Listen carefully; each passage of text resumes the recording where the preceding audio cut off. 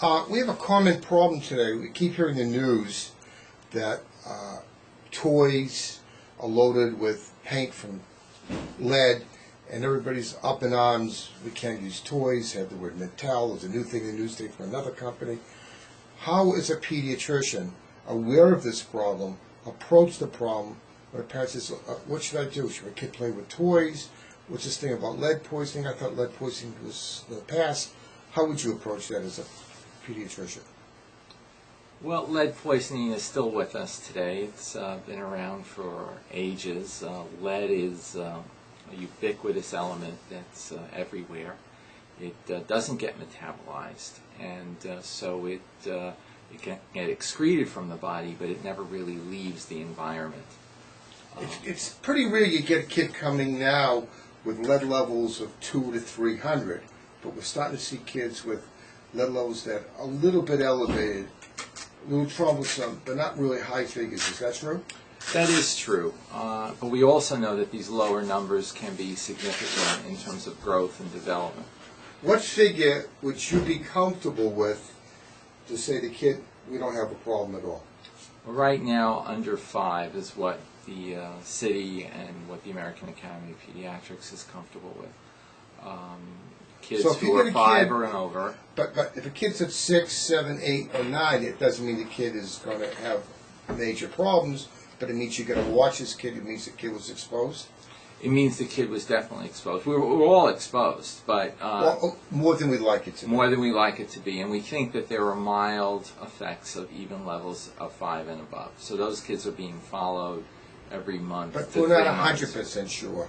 But 10 and above, there's a lot of studies say there really is some concern. Absolutely. 15, the New York City Department of Health is already coming to the house and checking things out. Is that true? That is very true. Yeah. And unfortunately, I used to get 1s and less than 3s all the time. I started to get 4s and 5s. Absolutely. Which we don't know it's the toys, or maybe we're more aware, but we're checking it out.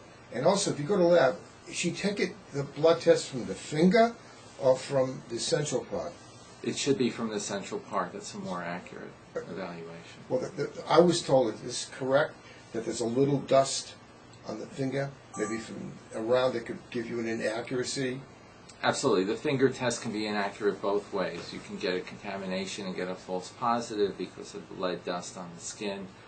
If the blood comes out too quickly, or if its fingers compressed too much, you'll get less blood and you'll get a slightly lower lead value. So the finger stick can give you a false value either way. So the question is, how should we approach this problem in primary care practice today? Is there a logical approach? When would you check the first time in any kid for lead? Well, we check children for lead mandatory by the city at 1 and 2 years. Every child needs to be checked regarding of environmental screening. And that could vary from state to state, but New York City, it's the first year the second year absolutely wants a test. Right. Well, what happens from, say, 2 to 5? What would you do at that point? Those tests are recommended as well. As frequent as every 6 months, there should be a risk assessment. So if children are at risk, and they are at risk if they were foreign born, if they're living in housing that was built before 1950, if there was any construction done in their apartment or house, even in buildings built as late as 1978, if there's anyone living in the household, especially a parent, and anyone who works in an industry with lead exposure, if there's any foreign material in the house, for instance, foreign cosmetics, although this morning I heard that they now have found lead in lipstick made in America by Maybelline, I think was the name. So maybe it wasn't really made in America. And maybe it wasn't made in America. Certainly cosmetics made elsewhere, foods made elsewhere, herbal medicines made elsewhere have been known to be contaminated with lead. And of course we know about the toys.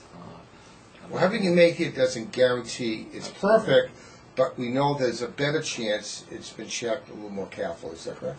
We do, yes, is the answer to that. But there's still lead all around us. There's lead around roads and highways, probably left over from when we had leaded gasoline. That lead that was in an exhaust turned into dust. And as I said, lead doesn't go away by itself. All you can do is contain it, get it, pick it up, put it somewhere where it won't hurt anybody. But if it's in a dust form, it's hard to do that. It's silent and you don't even know it. Frank Oski used to be head of pediatrics at Johns Hopkins and used to be at Philadelphia, was a big pusher of iron and formulas. One reason he thought that kids got anemic, the IQ could go down.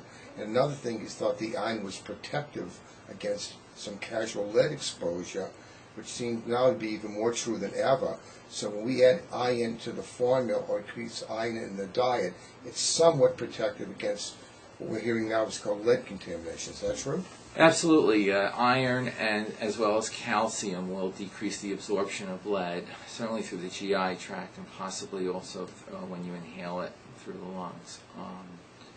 So being sure that the child is not iron or calcium deficient will decrease the amount of lead that actually gets into the tissues. I'm actually, anybody comes in now, they're playing with toys. I'm almost to the point, I'm going to check everybody just to see what happens as a baseline. And I'm finding a lot of 4s and 5s, which I didn't see for years. Yeah. So it's a little bit troublesome. Yeah, we're seeing that too. If you had a kid where you thought there was exposure, now you've got to check the kid's level. How often would you check the kid's level? Again, what we've been doing here has been checking it in the first high level we get. We check a month later. Say it's anywhere between 5 and 9. The recommendation is to check that certainly within 3 months, but the first one to be maybe earlier than that, just to be sure that the trend isn't upward, and then to be checked every 3 to 6 months if it's stable, if it's at that level.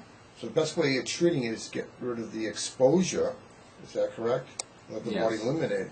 But we're not going to put the kid on a therapy called chelation. To what figure would that be? Chelation doesn't start until 45.